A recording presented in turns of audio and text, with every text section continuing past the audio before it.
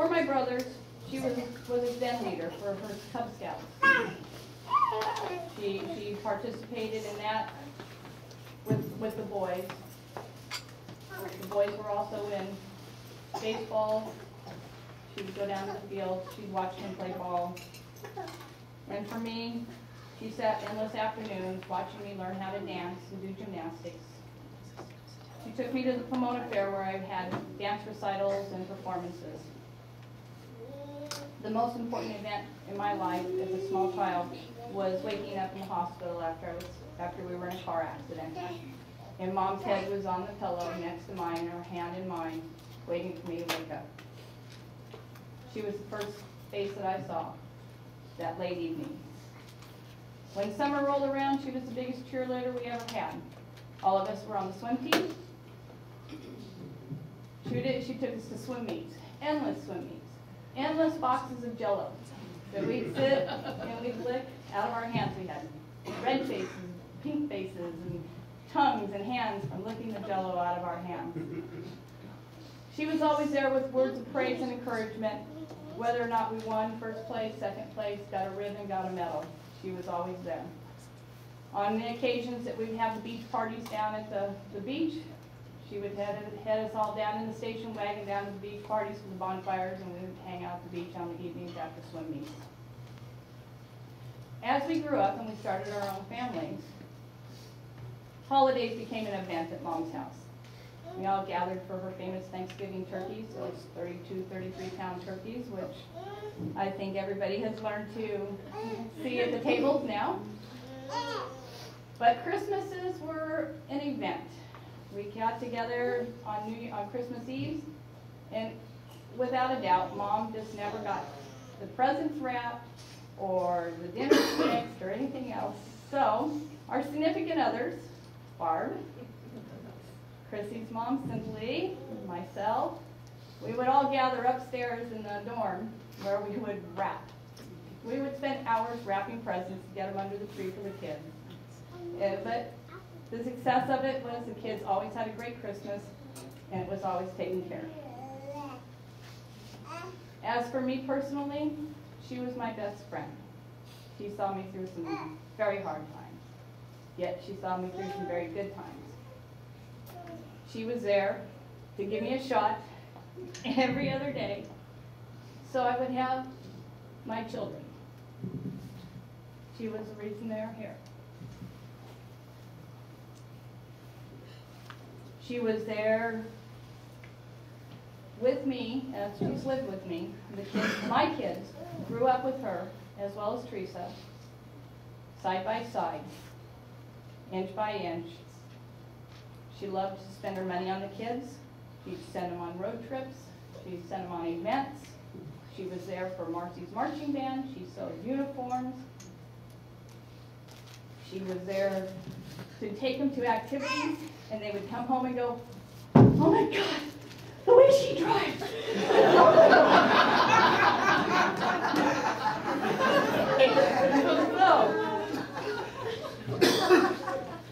the kids all knew she would get them there safely, but it was always, "Oh my God, she drove so fast."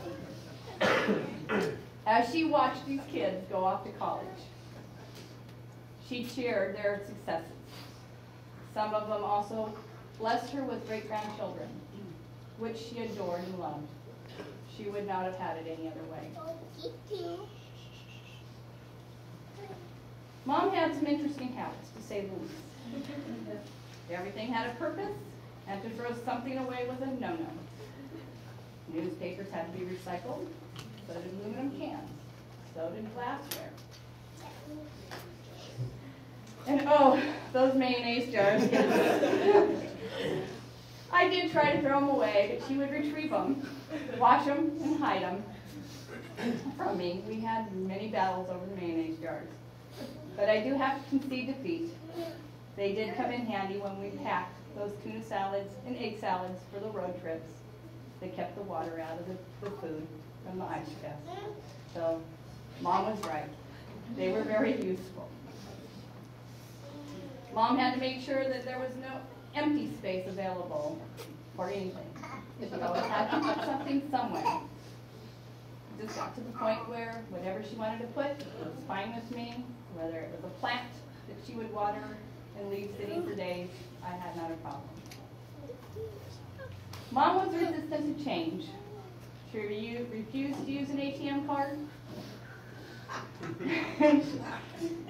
She would go to the bank, make them, she'd write a check out, get her cash. She just refused change.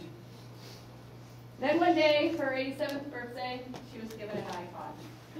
She looked at it and it's like, no matter of fact, here it is. Said, happy 87th birthday, welcome to technology. As you can see, it's very dented and very well worn. Once Michael, my son, put the music that she loved really on it, she never left it alone. She took it with her everywhere she went. She had the earphones in. She was just happy as a clown. She was quite excited about the computer she got for Christmas a couple of years ago. We showed her and showed her and showed her how to use it, how to get on the internet. She would get very agitated, I should say, when she would open multiple windows and not figure out how to get rid of them. So she would bring the computer and say, how do you get rid of this thing? So we would show her. She marveled at Skype. The kids that were scattered across the country would Skype her and talk to her on the internet. And she was just so thrilled with that. She loved it. A couple of months ago, right after she found out she was sick, she asked me if I would make her a Facebook page, which I did. And then she started to try to connect with her family with Facebook.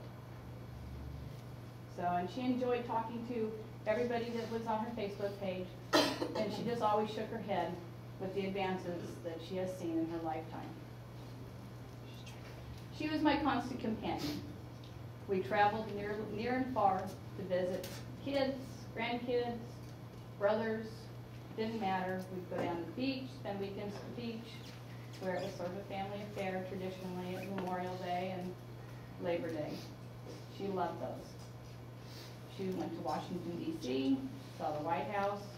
We went to the underground caverns in New Mexico and Kentucky, which she loved because that consisted of rocks. Mom and her rocks. I passed rocks out to everybody who would take one. Those rocks she mined at the diamond fields in Arkansas 2 years ago. She would pick up a rock and she'd say, "You think this is a diamond?" And I'd say, "Well, I don't know, Mom. Put it in your box. We'll find out." So needless to say, when we left the diamond mine, I had many boxes of rocks. Some of them are still in the motorhome, matter of fact, and that's okay. I will keep them there because that's where they belong. I was fortunate that she was in great health.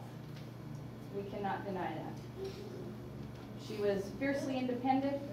She would get in her van and she would go. She would go wherever she wanted to go. She would go down to Mike's, she would go to Greg's, she would go up to Oregon to see Doug.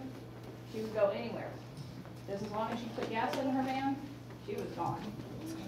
There were times I would worry about whether or not she would come home. There were times I would call to make sure that she was okay, but she left her cell phone on her nightstand because she, again, didn't believe in technology. Her pastime was the collection of rocks. She would make me turn around when we were in Sedona so she could pull over to the road and pick up some of the red rocks in Sedona. Or off of the lava fields as we drove through California that were out in Newberry Springs. Her other passion was photography. Mom loved taking pictures. She took pictures, it didn't matter what it was. We used to joke about her camera, how her old camera used to have the screw-in light bulb for the flash, and she would hold it and press the button to make it, to get the flash. So one day I bought her a digital camera. Oh boy, did I start something.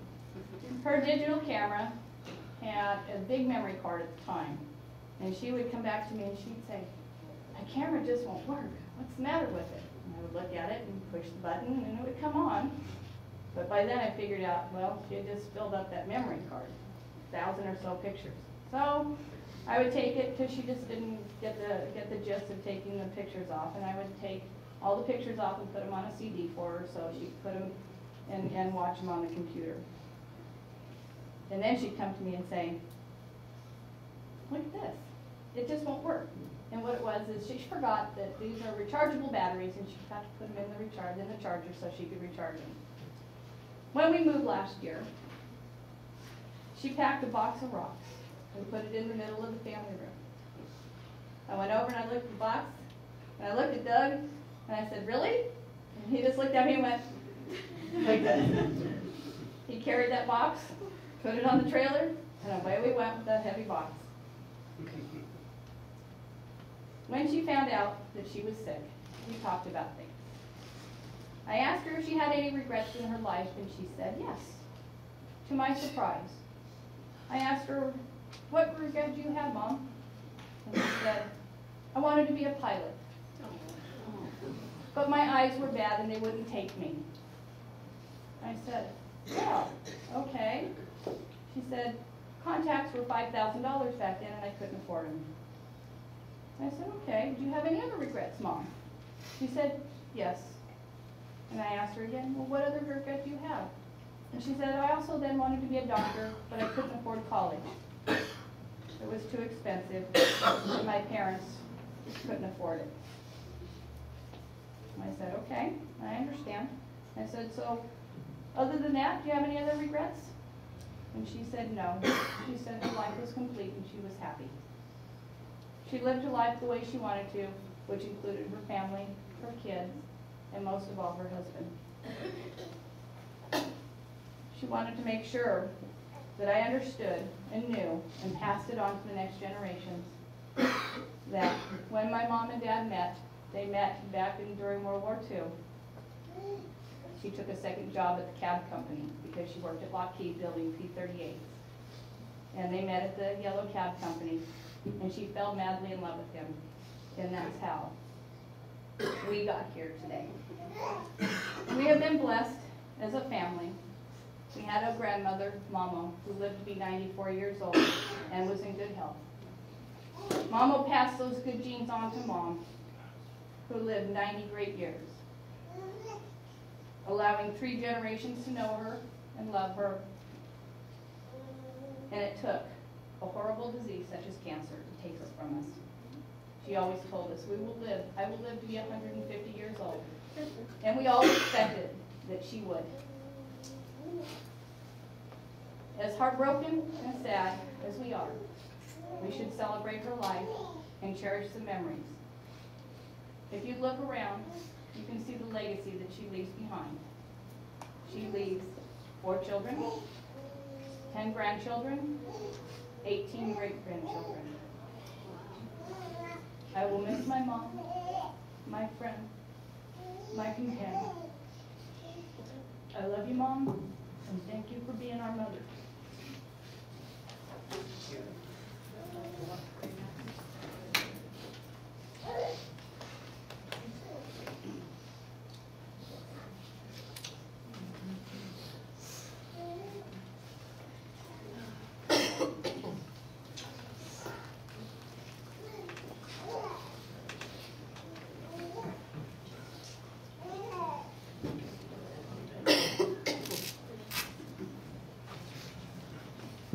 My name is Alan Richards, and I knew Barbara back in '64. Yeah, you did. And that's when we had a Cub Pack in Lennox 594C. And I talked Barbara into being a den mother. And she wasn't so sure at the beginning. But after talking about it for a while, she had a wonderful knack of getting things done and little projects put together. And I'm sure that's what she did with her children.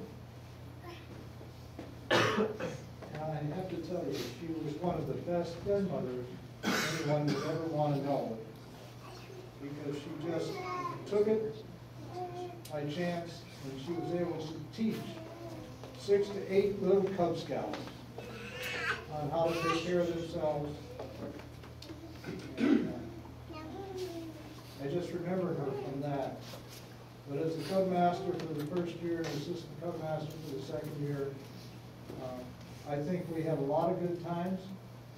Little League Baseball was around, and that was always a problem with kids that wanted to be a Cub Scout and kids that wanted to play baseball.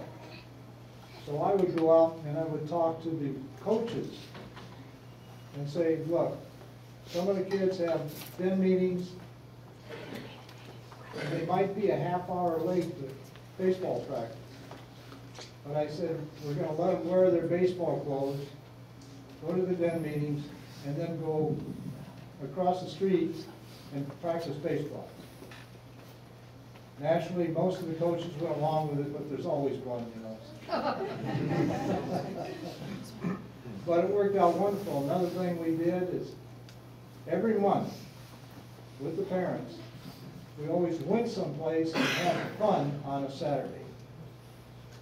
And even go out and pick mistletoe, bag up the mistletoe, and the kids would sell it for Christmas. It got to the point where some of those kids that played baseball decided, I have more fun going to that trip once a month than going and play baseball, and that's how it usually ended up. Even though some of the coaches didn't like that, but I said, it's their choice. I'm not talking them into it. But we always had at least a dozen parents that drove and took all the kids, and those that the parents couldn't go, we got a permission slip signed up and everything worked out well. Remember that, Mike? Remember that, Doug? Vasquez Rocks and those other places?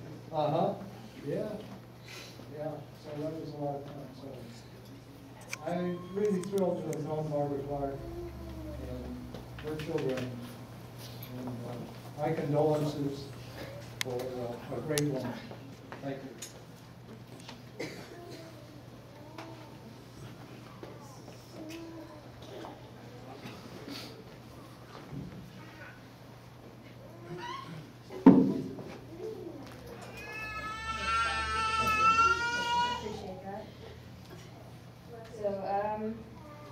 I'm one of Barbara's granddaughters. Can her children raise their hands, please? Her children? Her grandchildren? And her great-grandchildren?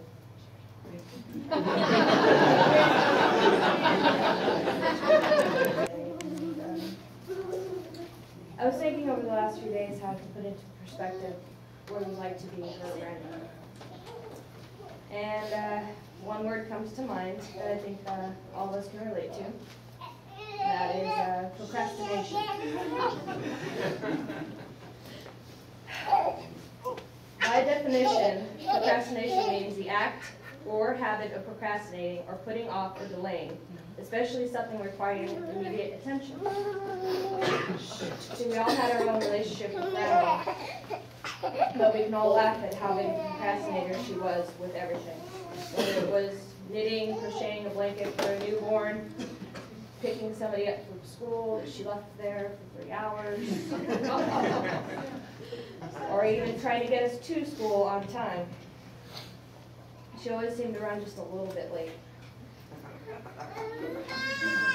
Even today, she is somewhere in Nevada. She's not here with us, but she's there helping with cancer research. That's what she wanted. She wanted her body to go for something good and pure.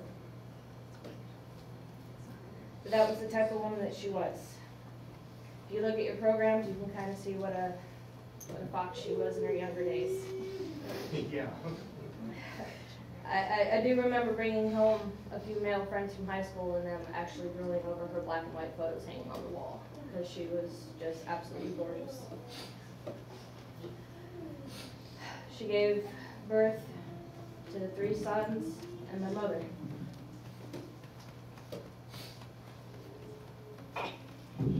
She was an amazing woman.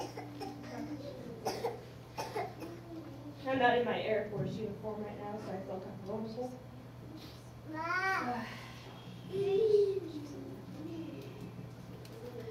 But my mom was an amazing woman, and we have my grandma to thank for that. She will always be in our hearts and in our minds.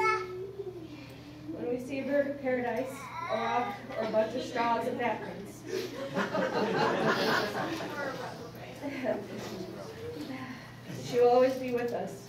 few lessons I learned from my grandmother is stop to enjoy a cloud.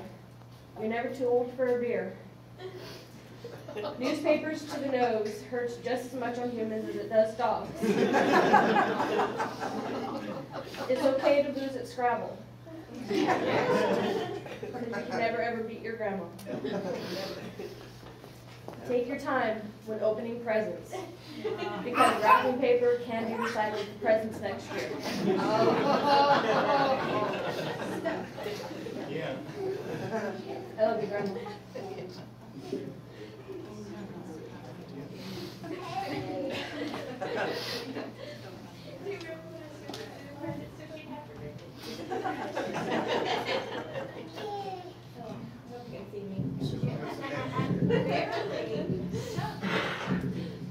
I am Trisha. I'm also one of Barbara's grandchildren. And after my mom, I realized that I really am my mom's daughter. So, I think it kind of is the same thing, is that my sisters are a lot older, and so my time with my grandma.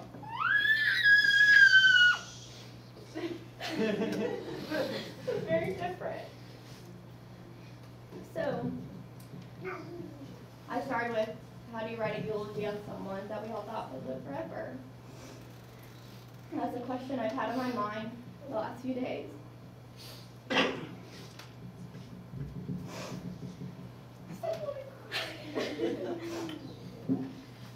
To me, it's been very unimaginable. And I feel like it's writing a eulogy on a superhero. As we know, superheroes don't have eulogies.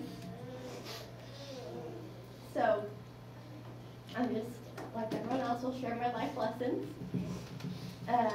Number 1, butter on bread before you make the sandwich may save the sandwich from becoming soggy, but it's really disgusting. I'm sorry, Grandma, but like when I was 5, I would still argue about